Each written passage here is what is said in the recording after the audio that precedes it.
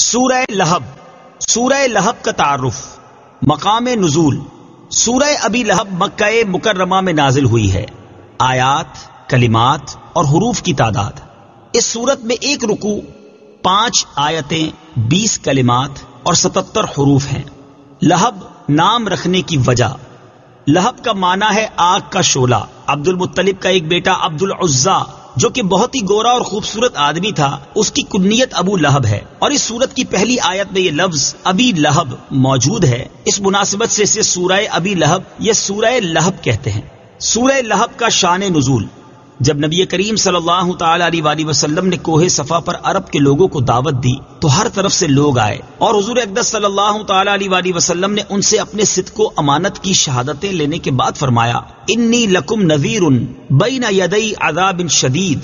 اس پر ابو لہب نے حضور پر نور صلی اللہ تعالی علیہ وسلم سے کہا کہ تم تباہ ہو جاؤ، کیا تم نے ہمیں اس لیے جمع کیا تھا؟ اس پر یہ سورت شریف نازل ہوئی اور اللہ تعالیٰ نے اپنے حبیب اکرم صلی اللہ تعالی علیہ وسلم کی طرف سے جواب دیا. اس سورہ مبارکہ کے شان نزول سے چند باتیں معلوم ہوئیں. نمبر 1، حضور پر نور صلی اللہ تعالی علیہ وآلہ وسلم اللہ تعالیٰ کے محبوب ترین بندے ہیں کہ آپ کے گستاخوں کو اللہ تعالیٰ نے خود جواب دیا، بلکہ یوں بھی کہہ سکتے ہیں کہ دشمنان خدا کو جواب دہی سنت رسول ہے اور دشمنان رسول کو جواب دینا سنت الہیہ ہے. نمبر 2، جس قسم کی بکواس کفار نے حضور اقدس صلی اللہ تعالی علیہ وآلہ وسلم سے کی کہ معاذ اللہ آپ تباہ ہو جائیں، اسی قسم کا جواب اللہ تعالیٰ نے دیا اور خبیثوں کو اس انجام تک بھی پہنچایا. یہ بھی حضور اکرم صلی اللہ تعالی علیہ وسلم کی محبوبیت کی دلیل ہے. نمبر 3، قرآن کریم نے تمام مجرموں کی سزائیں بیان فرمائی، جن میں سب سے زیادہ سخت سزا حضور صلی اللہ تعالی علیہ وسلم کے گستاخ کی ہے کہ قرآن کریم نے اس کے متعلق کبھی فرمایا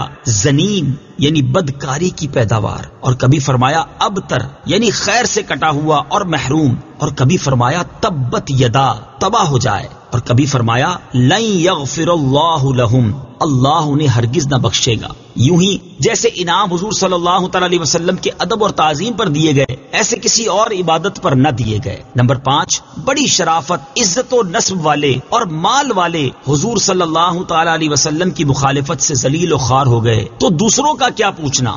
سورہ لہب کے مضامین. اس صورت میں بتایا گیا ہے کہ سید المرسلین صلی اللہ تعالی علیہ وآلہ وسلم سے دشمنی رکھنے اور انہیں ایذا پہنچانے کی وجہ سے ابو لہب دنیا میں ذلت و رسوائی کے ساتھ ہلاک ہوگا اور آخرت میں اسے جہنم میں ڈال دیا جائے گا، اور اسی طرح اس کی بیوی بھی اس عذاب میں اس کے ساتھ ہوگی کیونکہ وہ اس دشمنی میں اس کی مددگار تھی. سورہ نصر کے ساتھ مناسبت.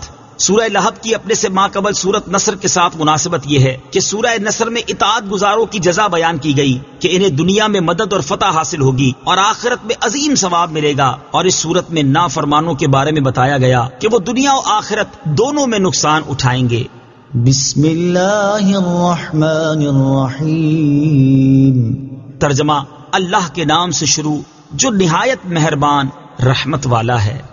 تبت یدا ابی لہب وتب. ترجمہ: ابو لہب کے دونوں ہاتھ تباہ ہو جائیں، اور وہ تباہ ہو ہی گیا. تبت یدا ابی لہب وتب. ترجمہ: ابو لہب کے دونوں ہاتھ تباہ ہو جائیں اور وہ تباہ ہو ہی گیا.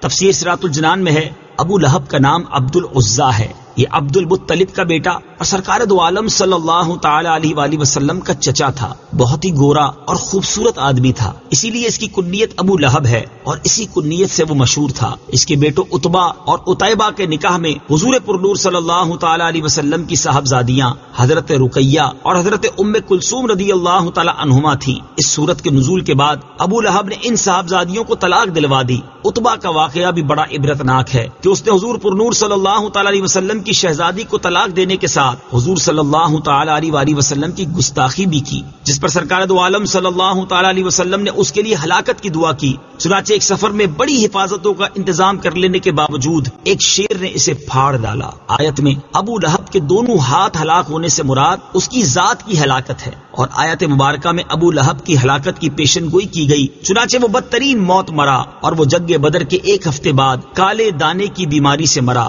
جسے عرب میں عدسہ کہتے ہیں. اہل عرب اسے متعدی بیماری سمجھ کر اس سے بہت بچتے تھے، اس لیے 3 دن تک اس مردود کی لاش پڑی رہی، پھول پھٹ کر بدبو دینے لگی، تب اجرت دے کر مزدوروں سے پھینکوائی گئی.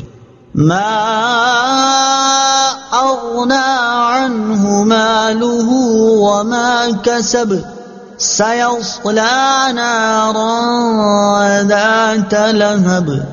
ترجمہ: اس کا مال اور اس کی کمائی اس کے کچھ کام نہ آئی، اب شعلوں والی آگ میں داخل ہوگا. ما أغنى عنه ماله وما كسب.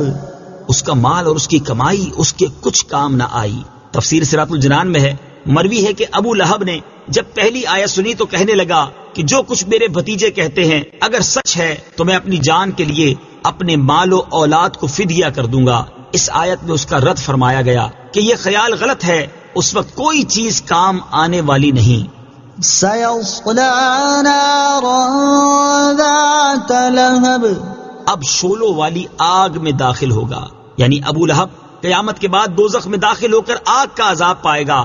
اس سے معلوم ہوا کہ ابو لہب کا دوزخی ہونا یقینی ہے.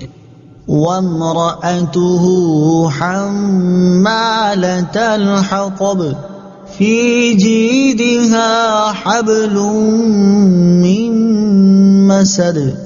ترجمہ: اور اس کی بیوی لکڑیوں کا گٹھا اٹھانے والی ہے، اس کے گلے میں کھجور کی چھال کی رسی ہے. وامرأته حمالة الحطب. اور اس کی بیوی لکڑیوں کا گٹھا اٹھانے والی ہے. تفسیر صراط الجنان میں ہے، ام جمیل بنت حرب بن امیہ ابو سفیان کی بہن، جو رسول کریم صلی اللہ تعالی علیہ وآلہ وسلم سے نہایت عناد اور عداوت رکھتی تھی اور بہت دولت مند اور بڑے گھرانے کی عورت ہونے کے باوجود رسول اللہ صلی اللہ تعالی علیہ وسلم کی عداوت میں اس انتہا کو پہنچی ہوئی تھی کہ خود اپنے سر پر کانٹوں کا گٹھا لا کر رسول کریم صلی اللہ تعالی علیہ وسلم کے راستے میں ڈالتی تاکہ حضور پرنور صلی اللہ تعالی علیہ وسلم کو اور آپ کے اصحاب کو ایذا و تکلیف ہو. اور حضور اقدس صلی اللہ تعالی علیہ وآلہ وسلم کی ایذا رسانی اس کو اتنی پیاری تھی کہ وہ اس کام میں کسی دوسرے سے مدد لینا بھی گوارا نہ کرتی تھی. فی جیدها حبل من مسد. اس کے گلے میں کھجور کی چھال کی رسی ہے. تفسیر صراط الجنان میں ہے، ام جمیل کے گلے میں کھجور کی چھال سے بنی ہوئی رسی ہوتی جس سے وہ کانٹوں کا گٹھا باندھتی تھی. ایک دن یہ بوجھ اٹھا کر لا رہی تھی کہ تھک کر آرام لینے کے لیے ایک پتھر پر بیٹھ گئی. ایک فرشتے نے اللہ تعالیٰ کے حکم سے اس کے پیچھے سے اس گٹھے کو کھینچا، وہ گرا اور ام جمیل کو رسی سے گلے میں پھانسی لگ گئی اور وہ مر گئی. اس گستاخ خبیث نے دنیا میں بھی عذاب کا مزہ چکھا اور آخرت میں بھی عذاب میں جائے گی. آخرت میں آگ کی زنجیریں اس کے گلے میں ہوں گی اور جہنم کی لکڑیوں کا گٹھا اس کی پشت پر لدا ہوا ہوگا. صدق اللہ